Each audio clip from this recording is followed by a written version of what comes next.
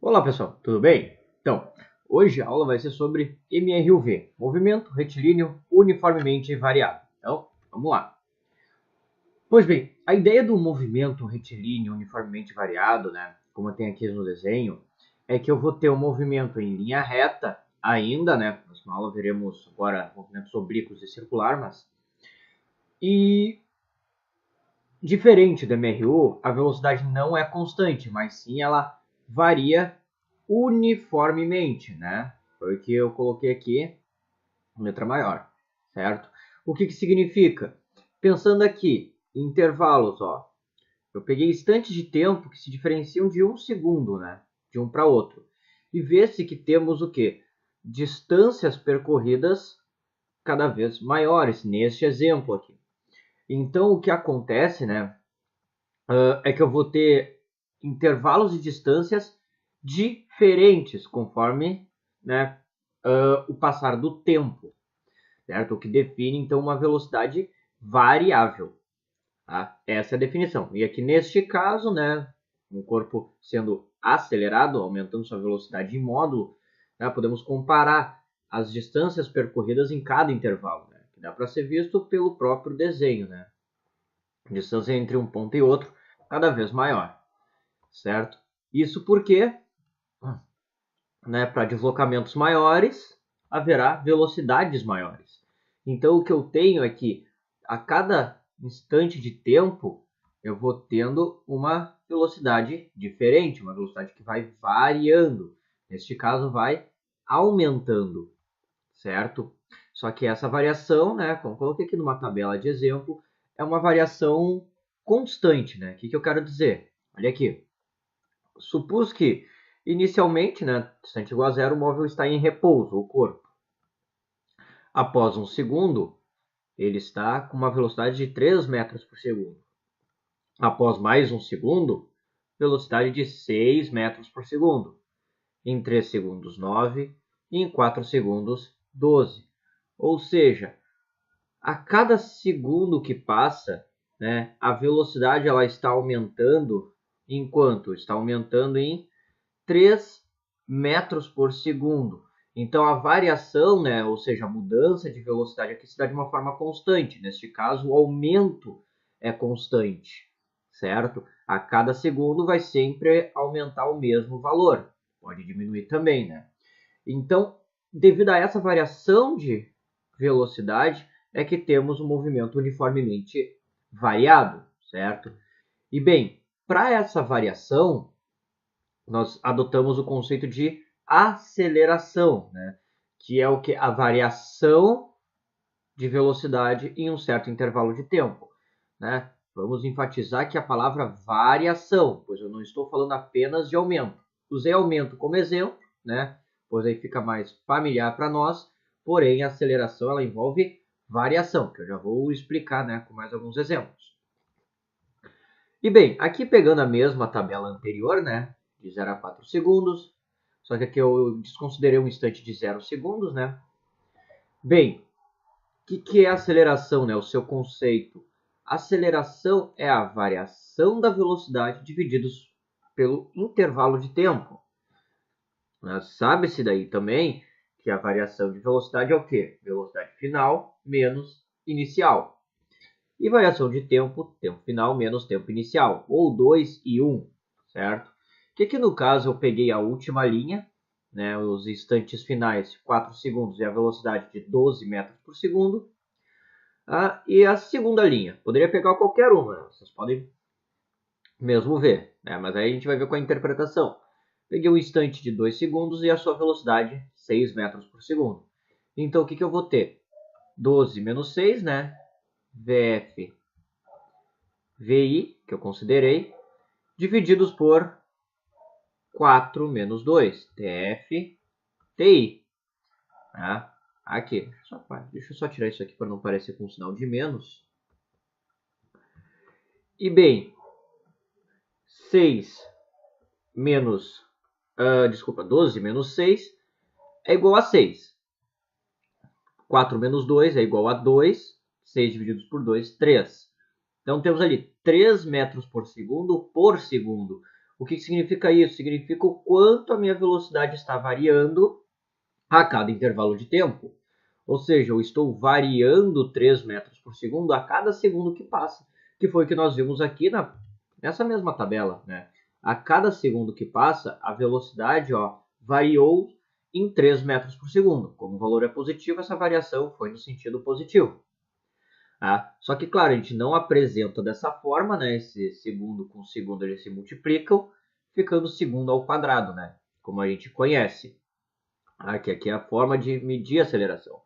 Uma adaptação que a gente pode para fins interpretativos é metros por segundo, ou quanto de velocidade eu mudo a cada segundo. Mas quando a gente vai trabalhar em questões ou resoluções de exercícios, né, a aceleração é sempre expressa em metros por segundo quadrado. Então o que temos aqui, né, é as velocidades V1, V2, V3 e V4, né, com módulos diferentes, pois elas sofrem uma variação, elas sofrem um aumento, né? Em t igual a 1 eu tenho 3 metros por segundo. Em t igual a 4 eu já tenho 12. Então terei um vetor maior, né? Um módulo maior. Certo? Então isso aqui é a nossa definição para quê? Para aceleração. Variação de velocidade divididos pelo intervalo de tempo. Mas bem, sobre aceleração, que nesses exemplos que eu fiz, né, até comecei para distâncias cada vez maiores, a intervalos de tempo, eu usei para esse exemplo, corpo acelerado como a gente conhece.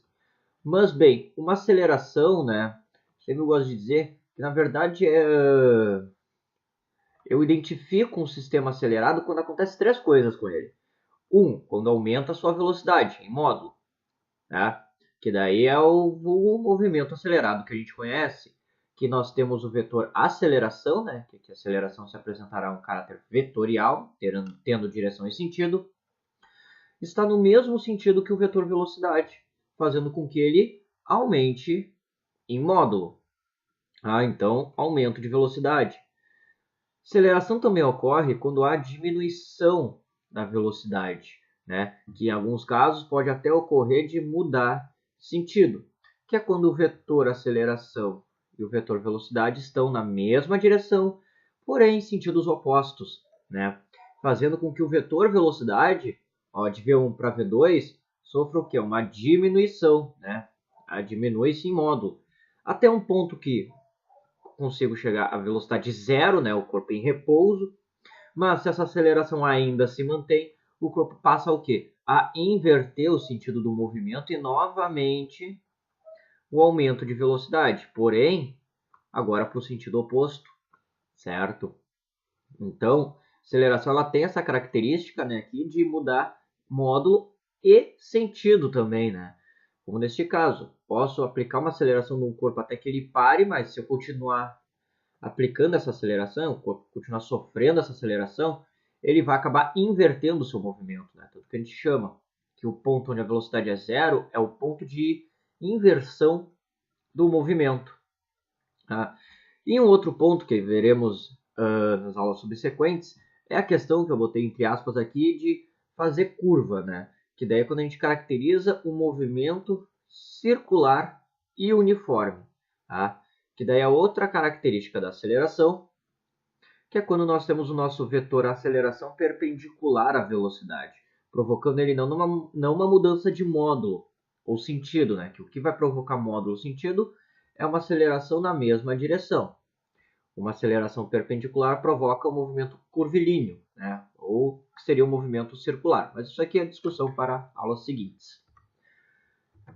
Ok, então só um resumo aqui, a questão do sentido, né? O que acontece, certo? Um outro ponto daí, então, é uma análise gráfica, para até encontrarmos o que seria, aqui abaixo que eu coloquei, a função horária da velocidade, né? Que como a velocidade ela vai variar conforme passa o tempo, né? Vamos ter uma função para ela. Aqui eu considerei velocidade inicial igual a zero, tá? Para a gente fazer uma rápida análise. Pegando a mesma tabela, né? E só pegando esses dados e aplicando ao gráfico, temos que no tempo de 1 segundo, uma velocidade de 3 metros por segundo. 2 segundos, 6 metros por segundo. 3 segundos, 9 metros por segundo. 4 segundos, 12 metros por segundo. Todos colocados, ó, uma mesma, todos estarão alinhados numa mesma reta, né? O que define uma equação da reta aqui, certo? Onde a inclinação representa o quê? O coeficiente angular, que seria a aceleração sofrida. Então, por isso nós temos essa função horária, que é a velocidade de um corpo no movimento com aceleração constante. É a sua velocidade inicial mais a aceleração vezes o tempo, né?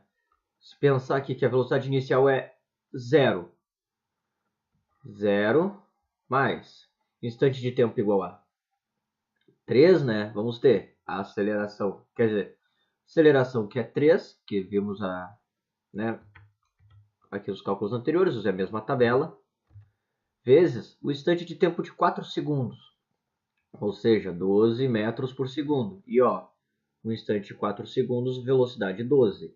Né? Então temos essa previsibilidade aqui para intervalos de tempos, né, ou instantes de tempos maiores, certo? Então aqui temos a função horária da velocidade. Bem, e aqui fazendo um leve comparativo, tá? Temos duas retas, A e B, ok? Representando movimentos de um corpo A e de um corpo B.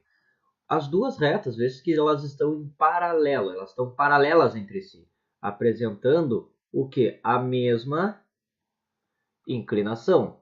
Logo, elas apresentarão a mesma aceleração, certo?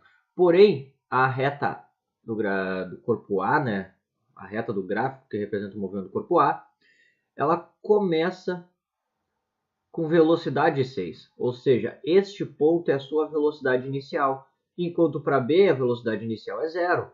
Tá? Então, se eu fosse ter a função horária de cada uma delas, tá? Vimos ali então, aqui só repegando aquele cálculo que a gente fez na definição de aceleração, a aceleração era de 3 metros por segundo. Então a velocidade, a função horária, né, obedecendo que velocidade é VI mais A vezes T, para B será apenas 3 vezes T, né, pois a velocidade inicial é 0. Já para VA será de 6 mais 3T. Aquele 6 por quê? Porque é o ponto inicial da reta A. Se tivesse uma outra reta paralela também, né, teríamos, no caso em 12, 12 mais 3A. Isso, claro, eu peguei aqui a mesma aceleração, né? Mas daí, caso tenha que fazer o cálculo de aceleração para as outras, somente pegar os pontos no gráfico, como vimos aqui, né? Ó, usando o conceito de aceleração, ou vendo aqui mesmo, né? Considerei VF, VI, 12 menos 6. 12 e 6. E seus respectivos instantes de tempo, 4 e 2. E faça a divisão, né? É informações que tu consegue retirar no gráfico. E aqui, então, a ideia é as acelerações iguais e as velocidades, né, iniciais diferentes. No caso, a velocidade inicial de B é 0, então é menor que a de A, que já é em 6. Então, aqui é só alguma forma de comparar, né, o que seriam as funções horárias. No caso, VI, que é o termo independente, sempre vai representar a velocidade inicial, enquanto o coeficiente angular, né, o que seria o número que multiplica com t, vai sempre representar a aceleração na função horária da velocidade. Ok? E aqui um próximo, uma análise mais qualitativa com relação a três corpos A, B e C, né? Que aqui eu coloquei três gráficos, um acima do outro. E bem, o que nós podemos fazer aqui? Fazendo uma análise com relação à inclinação que cada reta faz, vou pegar esse ponto mesmo, com relação a uma reta horizontal, vimos que quem está com a inclinação maior é C, depois B, depois A, pois possui uma inclinação negativa, né, para baixo. Tá? Vimos uma análise muito parecida com a aula de MRU, onde definimos que o crescimento, né, a ordem crescente, é no sentido anti-horário, certo? Então começa por A, B e C, na ordem crescente. Logo, a aceleração de A é a menor aqui, em termos absolutos, de B, logo depois, e a maior aceleração, no caso, seria de C. E bem, o que são esses pontos aqui, né? Uma coisa que pode muito confundir é achar que esses pontos são os pontos de encontro, como vimos no gráfico de posição por tempo, por exemplo. Mas aqui o que nós temos é, na verdade, a velocidade em função do tempo. Então eu não estou dizendo nada aqui, a princípio, com relação à posição ou com distância, né? O que está sendo informado neste ponto é o fato de que em cada ponto eu tenho a mesma velocidade em módulo dos corpos, ou seja, quando, por exemplo, no ponto P1, que é a intersecção entre a reta do corpo A e a reta do corpo B, né? A intersecção entre eles indica que no ponto P1 os dois tiveram a velocidade de mesmo módulo, embora sentidos opostos, né? Porque vê-se que como a inclinação de A, com acelerações opostas, desculpa, devido às inclinações serem opostas, né? Porém as velocidades serão as mesmas. Assim como no ponto P2, que temos a velocidade de A sendo igual a de C, tá? E no ponto P3, que a velocidade de B é igual à velocidade de C. Tá? Então, muito cuidado aqui. Aqui não estou dando posição, mas sim velocidade. É sempre importante ver o que está sendo analisado no gráfico. Tá? E outro ponto, que os dois cortes que os gráficos A e C fazem no eixo temporal, que são os pontos onde a velocidade dele seria zero. Porém, anteriormente eu tenho uma velocidade menor do que zero e logo após a velocidade maior do que zero. Ou seja, em um dado momento, houve o que? A inversão, né, do sentido da velocidade. Então, esses pontos aqui, eles nos representam o quê? Os pontos de inversão do movimento, que é quando a velocidade ela vai ser zero, né? E daí logo depois acaba havendo a inversão do movimento. Ok? Bem, outro ponto agora é com relação a cálculo de distância percorrida, né? No mesmo gráfico velocidade contra tempo, ok? Temos duas formas de ver. Primeiramente,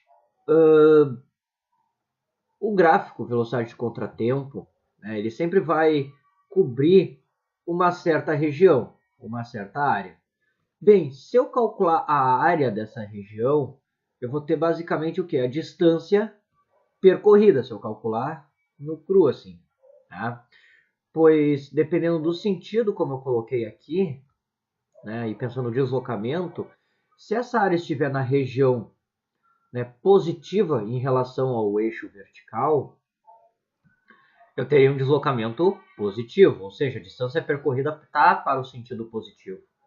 Mas se eu tiver a área coberta na região negativa, né, no setor negativo do eixo vertical, eu teria um deslocamento negativo. Logo, ele está percorrendo uma distância, porém, no sentido oposto. Então, cuidado, né? Além de calcular a área, tem que sempre verificar onde é que essa área está, em que região, se é na região negativa ou região positiva, certo? A maioria das questões sempre vai dar na região positiva, mas mesmo assim, cuidado é bom. Bem, calculando a área, bem, aqui nós vemos, né, que temos nada mais do que um trapézio, né, vamos dizer assim, deitado, né, com relação ao jeito que a gente está acostumado a ver, né, que seria um trapézio, aqui, um trapézio retângulo, né. E bem, como é que se calcula a área do trapézio? Temos a base maior, está sendo representado aqui, a base menor representada aqui e a altura representada aqui, né? Ó, peguei esse desenho e eu virei ele aqui para a gente visualizar melhor. O que é a base maior? De 0 até 9. A base menor, de 0 até 3. 9 mais 3. A altura de 0 até 4. Vezes 4 sobre 2, que é a área da área de um trapézio, né?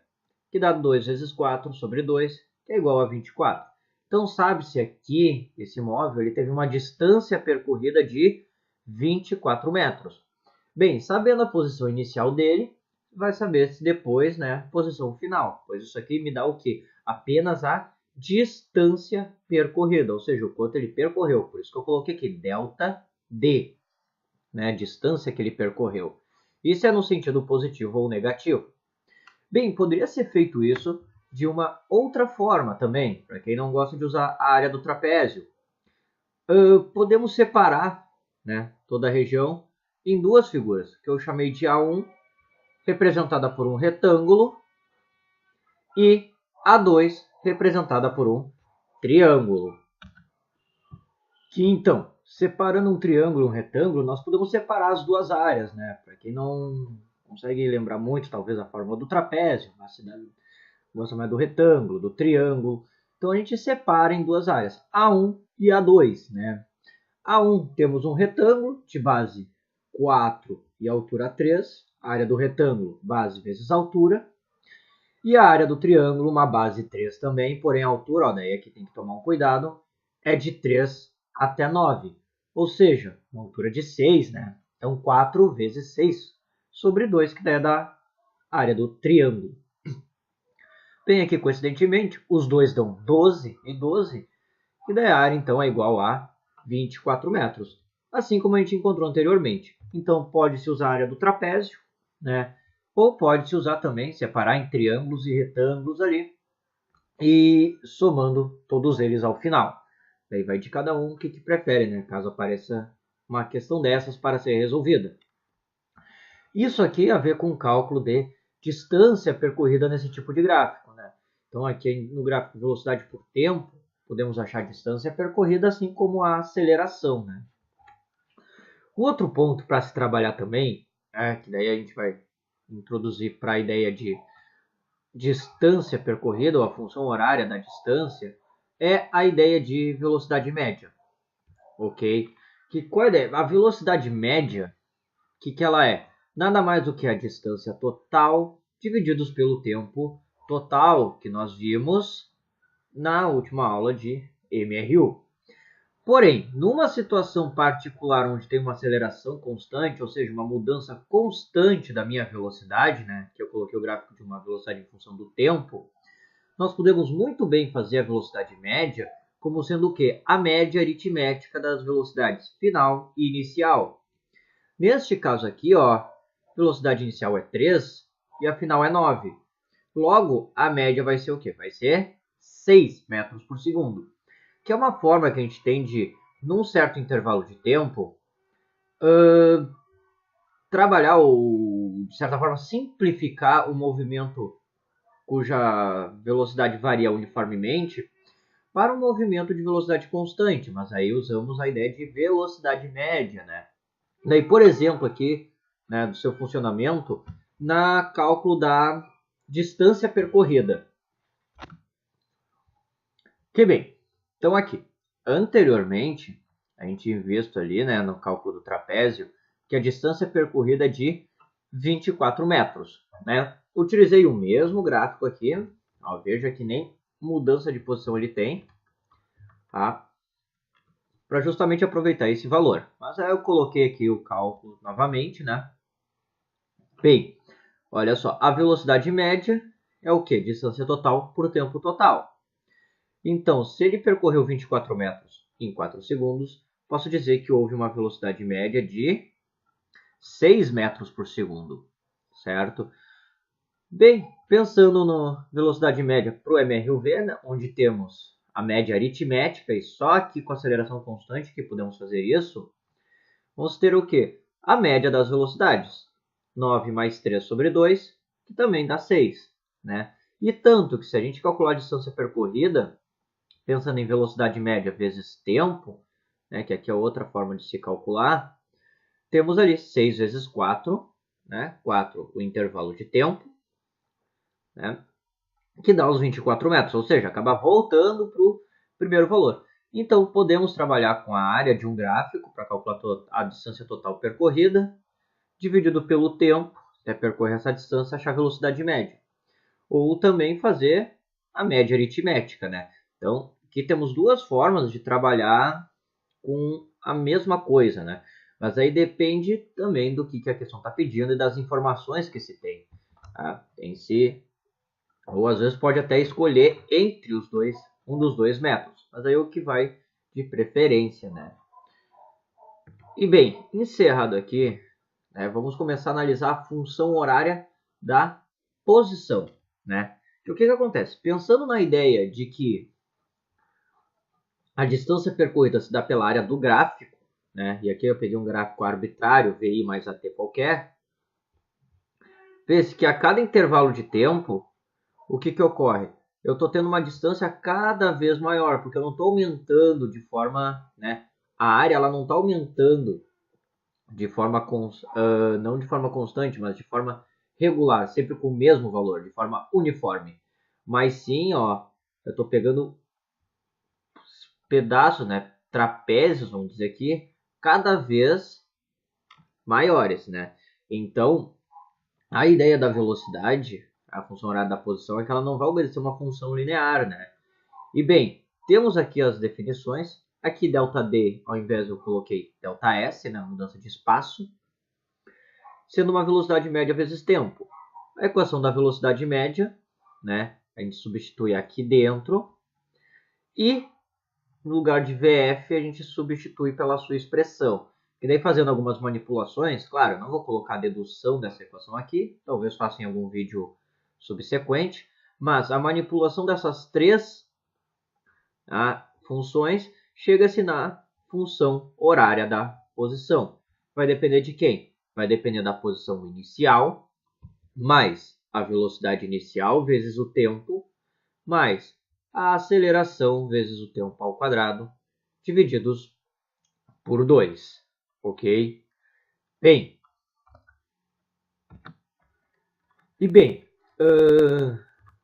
aqui, né, tem um pequeno exemplo de como é que a gente pode trabalhar com a função horária, né? Aqui é simplesmente ela dada, certo? Então aqui é um ponto.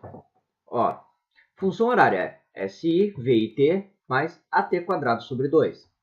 E é uma questão, de alguma forma, é dado essa função horária, 5 mais 3t menos 2t quadrado.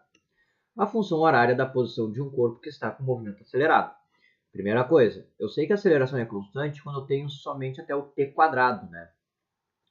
E bem, vamos ver aqui, ó. Por simetria, né, VI que multiplica t será 3, tá? Que é o termo, né, o coeficiente angular, vamos dizer assim.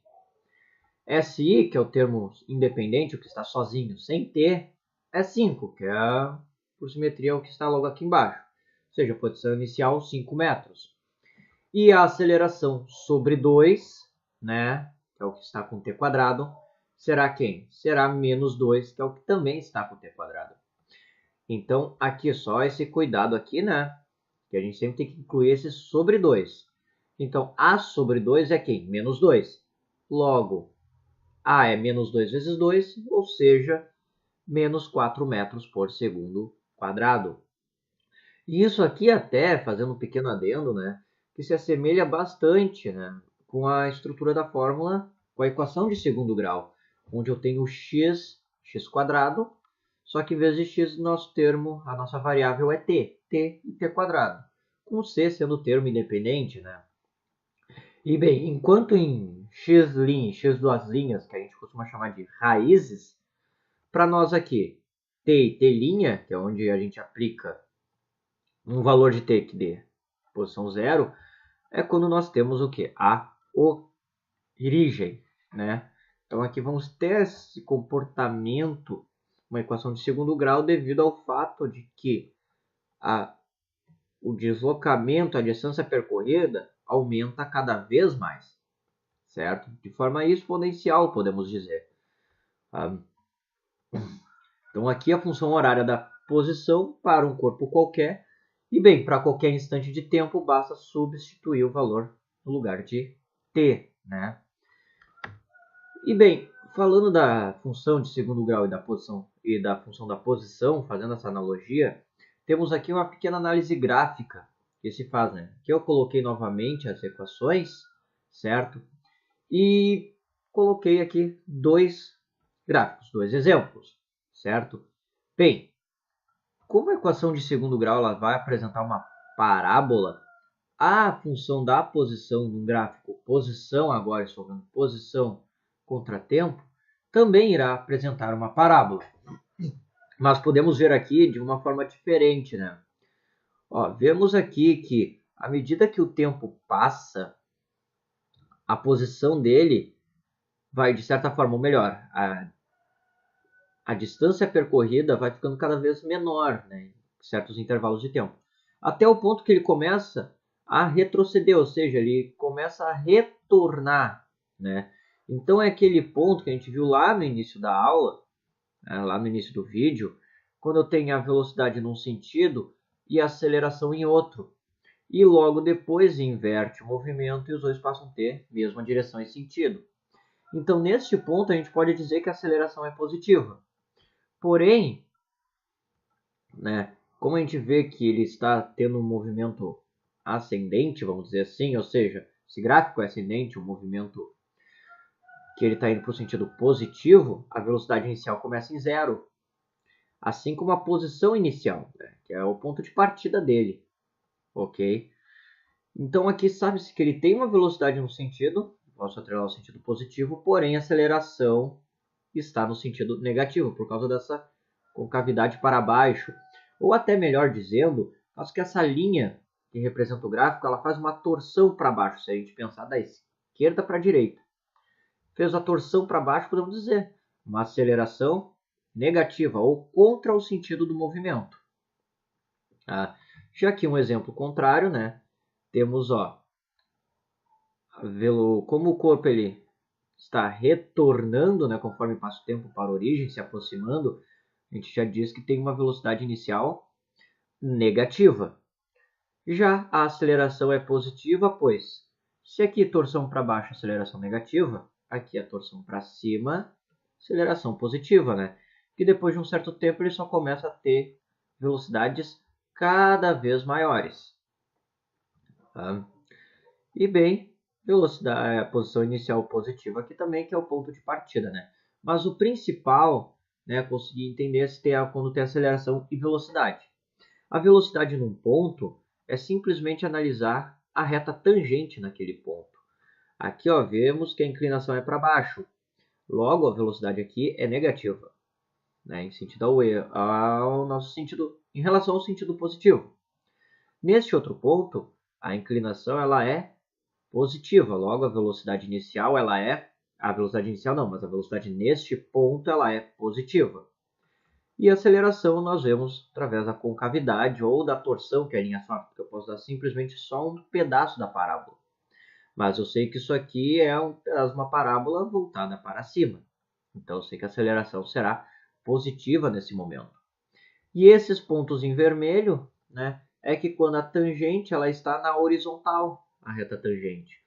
Ou seja, não há inclinação, a gente diz que a velocidade aqui é igual a zero. Aqui também é igual a zero.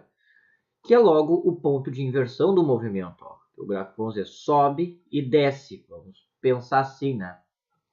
Certo? Ou seja, o momento que ele está invertendo o sentido do seu movimento. Né? Aqui, a mesma situação, só que daí trabalhando no sentido contrário. Então, temos aqui, né, uma pequena análise do que seria o gráfico posição contra tempo, certo?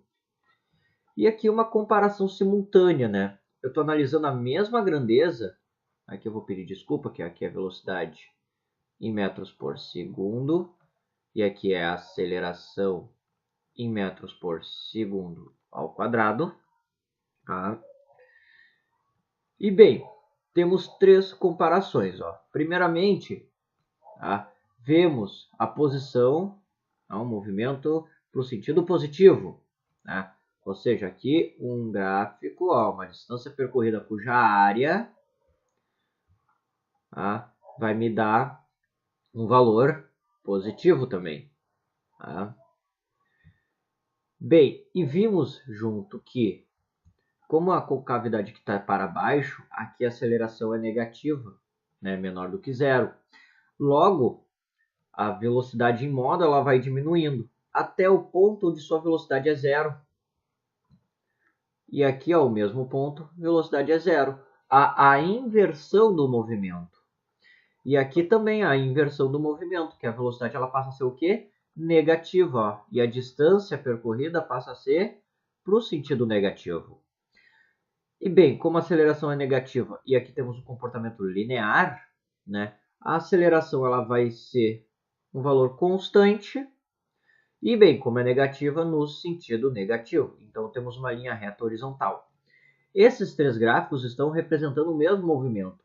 Um corpo que vai com aceleração em sentido oposto para e volta. Está indo com aceleração no sentido oposto para e volta, vamos dizer assim. E aqui é a mesma ideia, né? Só que cada um a gente consegue ter uma compreensão um pouco melhor do que está acontecendo. Principalmente com o gráfico posição e velocidade contra tempo, né? Então aqui uma análise mútua das três grandezas, posição, velocidade e aceleração, para uma mesma partícula, né? Para uma mesma situação. Ok? Bem, um outro ponto aqui, que daí é a chamada equação de Torricelli, tá? que é o seguinte, vimos que a aceleração, velocidade sobre tempo, distância percorrida, velocidade média vezes tempo. Aqui, bem, velocidade é uma média das velocidades. Velocidade, aceleração vezes tempo, posição, posição inicial vezes velocidade inicial vezes tempo, mais aceleração vezes tempo ao quadrado sobre 2. Todas essas equações aqui, a maioria delas, elas têm o tempo aqui e eu precisaria do intervalo ou instante de tempo para conseguir efetuar algum cálculo, né? A equação de Torricelli, ela se apresenta, né? Ela é útil por ser uma equação onde não temos a variável tempo.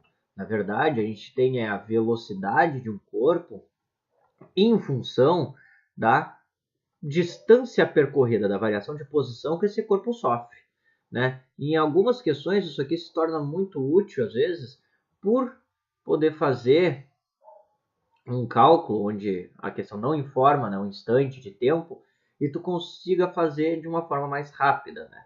Porque quando não se dá o intervalo de tempo e dá, por exemplo, posição e aceleração, né? Ou tu usa essa primeira equação para achar o intervalo de tempo e aplica em outra, ou usa essa, que daí teria que trabalhar com a fórmula de Bhaskara para encontrar as raízes, no caso os valores de t, para depois aplicar em uma outra equação. Então, às vezes, para agilizar, para ser um pouco mais eficiente o tempo, né, em questão de tempo, é mais viável utilizar a equação de Torricelli.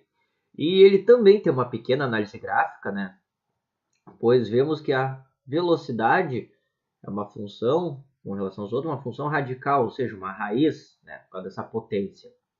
Então, o comportamento será diferente. Isso aqui caiu numa questão do Enem de 2016 ou 17, agora não me lembro, que simplesmente pediu o gráfico de velocidade em relação à distância, né, ou distância percorrida. Que bem, para uma aceleração negativa, temos esse tipo de comportamento, né, até chegar a 1.0.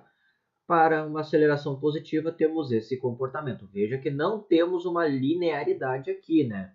Pois nós temos esse fator aqui ao quadrado, que se eu passo para o outro lado, vira o quê? Vira uma raiz quadrada, né? Raiz de VI quadrado 2A delta S. Tá? Então, eu tenho uma raiz quadrada, a função de uma raiz aqui. Então, muito cuidado, por isso eu tenho esses comportamentos aqui. Mas a equação de Torricelli ela fica útil em uma aplicação direta, muitas vezes. Tá? E bem, para terminar, o último tópico aqui que é falar do movimento vertical, ou também o que muita gente vê em alguns livros, o chamado MQL, movimento de queda livre, ou lançamento vertical. Tá? Que daí se trata do movimento na vertical, né? Que não vai diferenciar, teremos o mesmo sistema de equações, né? Porém, temos uma característica peculiar aqui, que é o fato da aceleração sofrida por esse corpo ser a aceleração gravitacional, né? A aceleração aplicada ao campo gravitacional terrestre, que na superfície, a nível do mar, é de 9,8 metros por segundo quadrado, que em muitas questões utiliza-se o valor 10 metros por segundo quadrado, né? Para fins de facilitar o cálculo, pois a questão matemática nem muitas vezes não é a mais importante, né? É mais a aplicação mesmo do conceito. Então, usa-se sempre, a maioria das vezes, 10 em muitas questões. E bem, comparado com as equações do movimento que a gente viu aqui, por exemplo, função horária da velocidade. V igual a VI mais AT. Aqui temos V igual a VI mais GT. A diferença é que, em vez de eu usar a aceleração A, eu estou usando a aceleração da gravidade. De forma que eu posso simplesmente pensar na mesma fórmula e saber que, na verdade, A é a mesma coisa que G para essa situação, né? E um outro ponto também, que às vezes a gente dá diferença, é que quando a gente trabalha em distâncias verticais, a gente se remete ao quê? À altura. Então eu posso pensar numa altura h qualquer e uma altura h inicial. Ao invés de posições, tá? Simplesmente, em vez de s de space, espaço, estou usando h, né, com relação ao que? A altura, certo? Então temos ali a mesma equação, né, no lugar de s é h, no lugar de a é g. Mas também podemos interpretar como se fosse a mesma coisa. É nada mais do que o mesmo s. Estamos dando letras diferentes aqui para dar nomes diferentes. A mesma coisa em consequência com Torricelli, né, que a gente acabou de ver. A e ΔS, que a gente viu aqui. Porém, o movimento vertical a gente pode encarar como S ΔH, ou seja, variação de altura. E veja outro ponto também, que é o seguinte, questão de escolha de sentido, né? Geralmente a gente atrela sentido positivo para cima e negativo para baixo. E isso faz com que a aceleração gravitacional seja sempre negativa. Então é sempre bom tomar muito cuidado, né, para saber para onde é que é o vetor de deslocamento. Que nesse caso, ó, o deslocamento está sendo para baixo, né, o H. E aqui o deslocamento está sendo para cima, H. Mas bem, o comportamento, como a aceleração é a mesma, né, o mesmo valor em módulo, a questão de tu utilizar essas expressões, se por um acaso trocar o sinal de uma delas, a diferença é que, basicamente, né, a maioria das questões, né, mas claro, não te recomendo fazer isso, a troca do sinal não resulta na alteração do resultado final, né? Não altera o valor do resultado final.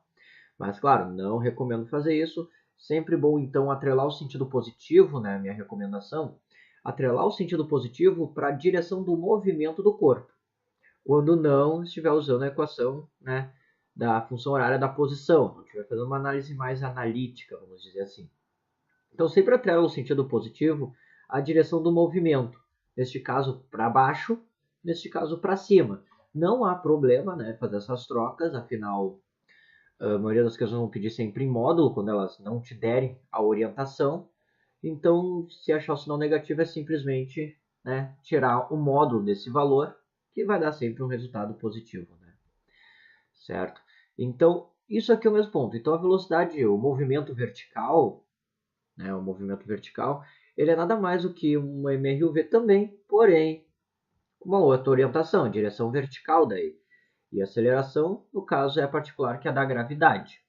Então, nada de novo aqui com relação ao que a gente já viu, né? É a mesma coisa, só que estou dando um nomezinho diferente por ser uma aceleração diferente, certo? Daí um outro ponto que tem aqui, né, que é a questão da função da posição, que é o seguinte, temos alguns cálculos para fazer, né? Mas, por exemplo, o ponto de inversão do movimento, um lançamento vertical, que ele vai até o ponto mais alto, para, velocidade igual a zero, e depois ele volta, né, retorna, tem a inversão do seu movimento. Eu coloquei até o gráfico aqui para simplificar, né? A velocidade vai diminuindo conforme o corpo sobe, tá? Chega no ponto de V igual a zero, tem seu movimento invertido, então passa a ter uma velocidade negativa, ou seja, ele começa a se movimentar no sentido negativo. Por isso aqui, área positiva, área negativa. Tá? E quando a gente se trata de altura máxima, seja a altura máxima ou a altura de onde o corpo foi solto, né? Então vamos pensar, um H e um H máximo, o ponto mais alto que a gente tem no nosso sistema. Seja para o lançamento vertical, seja para uma queda livre, né? A gente pode muito bem usar essa mesma expressão para calcular os dois. que é a altura máxima sendo o quê? Gt ao quadrado sobre 2. O que eu fiz? No caso, esse h passei para o outro lado, ele subtrai, né? Então, isso aqui fica h menos h inicial, ou seja, um ΔH. A velocidade inicial, se for uma queda livre, ela é zero, sobrando apenas gt ao quadrado, né? E, bem, questão de sentidos, certo? Se eu pensar na queda livre, ele está indo para o sentido negativo. Isso aqui tem que dar um resultado negativo. Mas g também é negativo, então menos com menos fica mais. Para o lançamento vertical, bem, todo mundo é positivo, com exceção da aceleração gravitacional. Porém, quem muda é a velocidade, né? Que eu vou ter uma velocidade inicial, porém a final é zero. Só que, bem, trabalhando no mesmo sistema, né, fazendo as devidas substituições, vê-se que vou ter o mesmo comportamento, né? Para a velocidade, quer dizer, para o cálculo da altura máxima. Eu poderia até pensar na equação de Torricelli, né? Que olha só, a diferença de um para outro, os dois estão ao quadrado, só que um está do lado oposto da equação. E g e ΔH estão juntos aqui. Então, para qualquer um dos cálculos, vou ter sempre o mesmo. E outra consequência que traz isso, né, o fato de eu não, para eu determinar a altura máxima, eu não me importar se estou tendo uma subida ou uma descida, né, o ponto mais alto, no caso, eu digo, é que também eu vou ter a questão do tempo de subida e o tempo de descida, que eles vão ser sempre iguais, né? Que esse tempo de subida e descida eu posso tomar como base a equação da velocidade. O que é o tempo de subida? É o tempo que ele leva para subir, né? E o de descida, bem, o tempo que ele leva para descer. E nesses dois pontos, né, o tempo de subida é quando a velocidade dele é igual a zero, chega no ponto mais alto. E o tempo de descida, né, eu vou considerar ele partindo do repouso, ou seja, inicial igual a zero, certo? E isso aqui vai fazer o seguinte, que os dois tenham o mesmo valor, porque onde um vai ser zero, g vai ser negativo, por exemplo. Onde o outro vai ser zero, g vai ser positivo. Então vai ter sempre uma troca mútua de sinais, que eu sempre vou acabar tendo a mesma expressão. Isso aqui, claro, para o corpo que é liberado do repouso. Mas aqui é uma outra forma de se ver, né, a ideia de tempo de subida ou descida. A gente pode sempre trabalhar, na verdade, usando só esse sistema de... Não, 4 equações. E só esse sistema de 6 equações aqui, né? Que na verdade a aceleração e a função horária da velocidade, ela é a mesma equação, só que um pouquinho com alguns termos deslocados, né? No caso aqui eu deixei V isolado e aqui é A que está isolado. Mas claro, também temos a forma mais rápida de fazer, tempo de subida e descida, que é através de uma formulazinha já pronta, T igual a ΔV sobre G. E bem, temos também o conceito do tempo de voo. O que é o tempo de voo? É o tempo que o corpo leva desde que saiu da superfície até o tempo que ele volta. Que seria o quê? O tempo de subida mais o de descida. Só que bem, eu disse que os dois são iguais. Então, ao invés de ΔV, vai ser duas vezes. E aqui eu não coloquei ΔV, só coloquei V mesmo. Tá? Duas vezes V sobre G, o tempo de voo. Isso aqui vai ser um pouco mais importante quando a gente for trabalhar o movimento oblíquo, que é a próxima aula. Tá? Mas aí temos esses dois conceitos. Claro, é mais recomendado aqui, para essa parte de movimento, usar só esse sistema aqui de 4 equações, certo? Bem, para terminar aqui, um breve resumo. Tá? Aqui é aquela análise mútua, né, de posição, que acabei errando de novo, posição, velocidade e aceleração. Aqui o sistema de equações, certo? Aqui eu não coloquei, só coloquei que g é igual a 10 metros por segundo quadrado, que é nada mais do que uma aceleração também, né? E bem, com esse sistema de equações aqui a gente consegue resolver todos os problemas, inclusive tempo de subida e descida, tempo de voo para situações diferentes, né? Esses aqui são casos mais gerais. O que eu passei aqui é um caso particular, quando eu tenho o corpo, né, descendo do repouso, sendo liberado do repouso, né? Então temos aqui esses sistemas, né, as equações de aceleração, velocidade média para o mr e o v, né, lembrando que a gente sempre pode adotar o distância total sobre tempo total. a variação da posição, variação de espaço, velocidade média vezes tempo, e as devidas funções horárias, função da velocidade, função da posição, e a equação de Torricelli, que é uma equação independente do tempo, né?